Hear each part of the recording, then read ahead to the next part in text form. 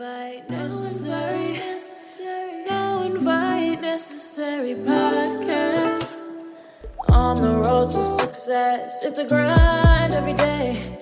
Hustlers and dreamers paving their own way. No invite needed, just passion you need. Through challenge we conquer, planting our seed. It's your journey, your hustle, your rules. Grinders never back down, we break all the rules. Through storms we rise, in the dark we shine. On the road to success, our victory is defined. No invite necessary podcast. No invite necessary podcast.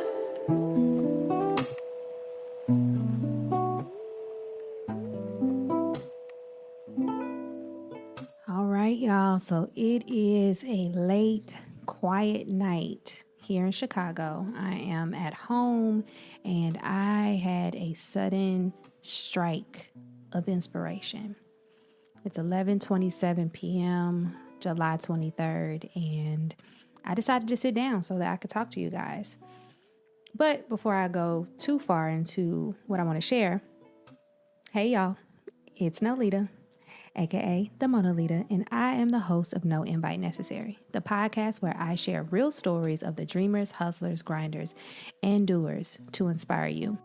I'm introducing audio episodes that are exclusively available to my faithful pod listeners. And if you're listening, that means I'm talking about you.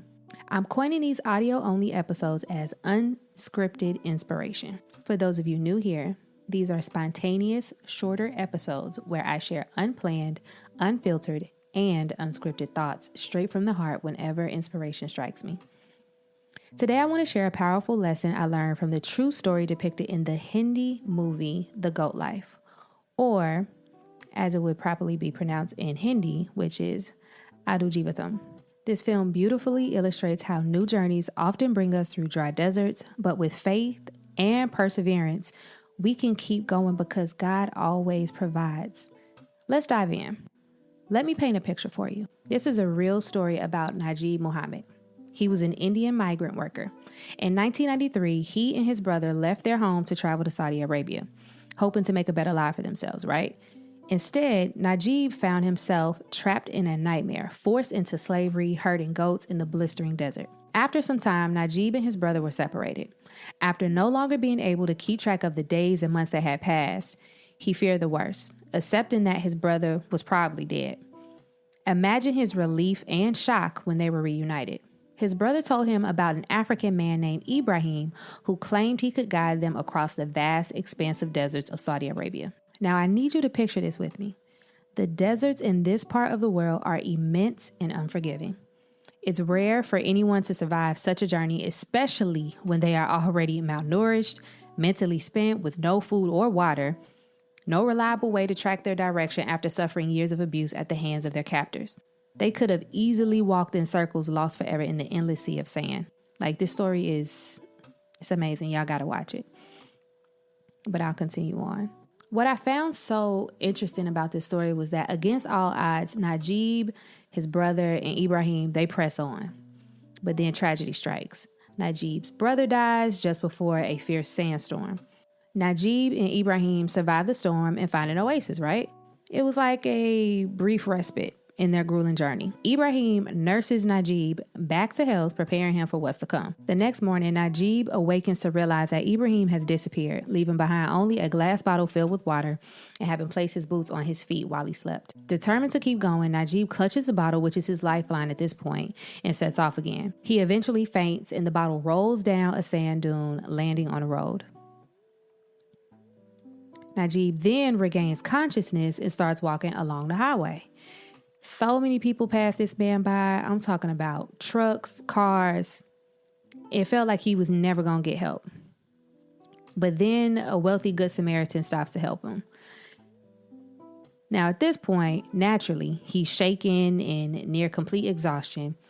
The Good Samaritan places Najeeb in the backseat of his Mercedes. In a moment of realizing all of what he had endured and now finally finding help, Najeeb begins to have a panic attack. The Good Samaritan gives him a water bottle and says words that struck me so deeply, y'all. He said, "Don't worry about the dirt. I will clean it later." It reminded me that Jesus doesn't care how dirty we are when we come to him or how far we think we have traveled alone to get to him. He cleanses every part of us. After this first Good Samaritan brings him to civilization, he's in a major city at this point. He leaves him there and he bids him adieu and he tells him, you'll be all right. Somebody will help you, but I must continue on. But his journey, of course, doesn't end there. He runs into another Good Samaritan that finds him, nurses him back to health, and actually helps him to contact his family. The moment that Najeeb calls his mother and she realizes that this is her son, who she had not spoken to in nearly 3 years of just sheer silence, she just began to weep. This is where I started crying, y'all. This is such a testament to the power of hope and perseverance. Najeeb was then placed in a program that would either return him to his original sponsor or he would be deported home, back to India. Now, at a lineup where sponsors identify their workers, Najeeb's abductor, who posed as his sponsor in the beginning of this story, can't provide the necessary documentation, leading to Najeeb's deportation and ultimately his freedom. This film is a testament to the resilience of the human spirit and the power of faith in the face of overwhelming odds.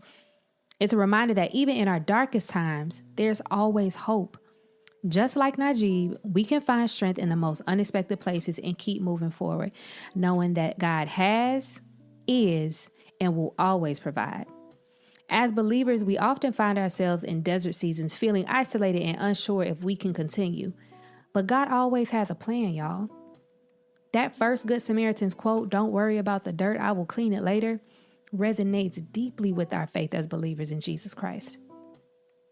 Jesus welcomes us as we are, no matter how dirty we feel from our struggles and setbacks. He cleanses us completely, restoring our hope and strength. Here's what I hope you take away from me sharing this story with you. The next time you find yourself in a dry desert, remember Najeeb's journey.